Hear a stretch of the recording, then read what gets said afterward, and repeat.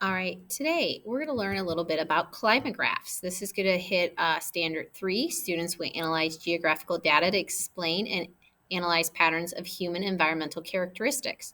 So your learning target is to create and interpret maps to understand geography. And so to be successful, your assessment will be creating one and you draw some conclusions from it. A climograph is a graph that shows annual, yearly cycle of temperature and precipitation for a geographical location. This one's of Nambia, and it has what the average temp is year round and precipitation. Climate is the average weather conditions, and so a climograph is obviously looking at climate versus weather. Weather is the state of atmosphere at a place and time with regard to temperature, cloudiness, dryness, sunshine, wind, or rain. So, what is it doing outside right now? Maybe it's 10 below.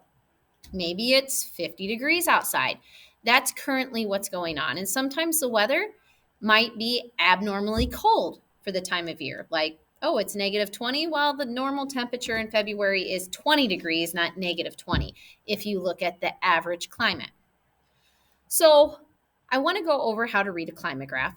This bar right up here is going to be your temperature. And you look at it like this. And you read it on this side where it says average temperature Fahrenheit. Below is where you read precipitation. So it tells you how much rain you get in every month in January, February, March, April, May, June, July, all the way through. So I want you to answer these 3 questions. And let's see how you do. So take a moment, stop, and answer these questions. Great job. Now, we use climographs and look at climate because we want to know what the average what the yearly cycle is for weather.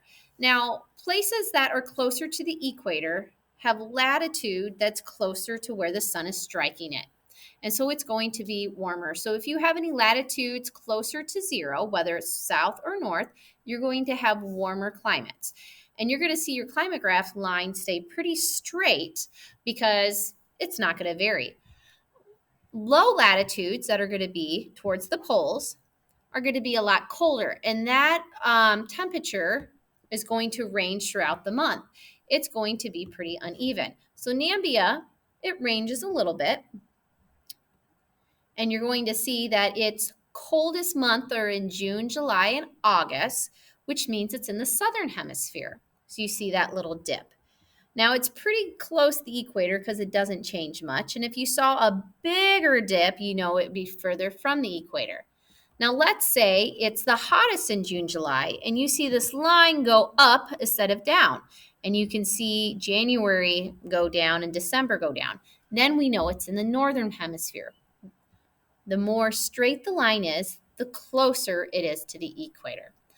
All right, so your next activity, you're actually going to learn about how to make a climograph, and you're going to make a climograph for Des Moines as practice.